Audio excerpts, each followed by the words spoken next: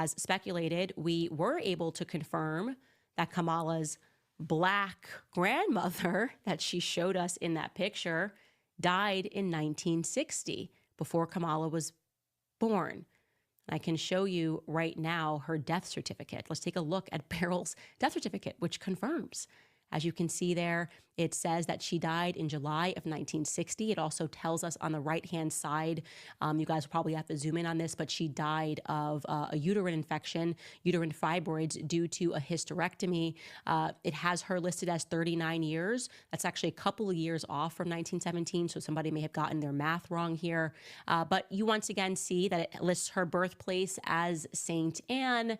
And so this is a huge scandal. Just an absolutely huge scandal.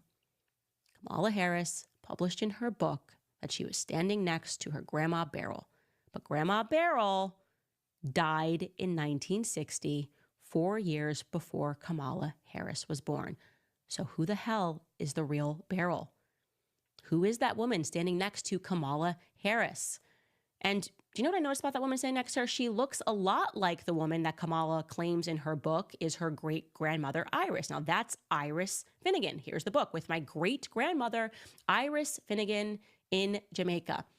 Now, I'm going to give you the side-by-side of Iris and her alleged daughter, Beryl, who died at 39. Now, that woman on the right is not 39 years old. She's clearly much more advanced in her age.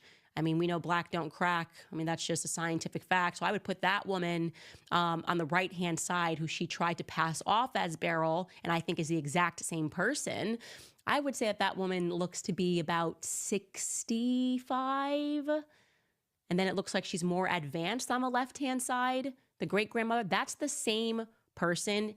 When I just believe my own eyes, we're looking at the same person. What do you guys think when you look at those photos? How the hell does a person who is the vice president of the United States pass off a book, claim that these people that are in her book are her black relatives, and nobody bats an eyelash or does even a peripheral search to recognize that the woman that she put forth is implausibly her grandmother? And by the way, I'm going to say this and people can be offended, but the first thing that I thought when I saw the photo of her sitting on her great-grandmother's lap was that this doesn't look like a grandparent affection going on here. Like, this woman looks like she could be working for the family.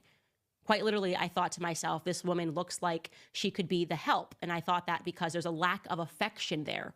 Do you know what I mean? Like, there's no, like, in both of the photos, there's a lack of affection. It's just like a woman standing next to her. And I obviously know that that was a circumstance. When you're talking about a family that had a ton of plantations, which is the reality. She descends from Irish slavers. That is a fact that Kamala Harris cannot deny. She descends from wealthy Irish slavers who virtually did own the town. They named the town. It was Hamilton Town, then it was Brownstown in Jamaica. He had over 1,000 slaves, okay?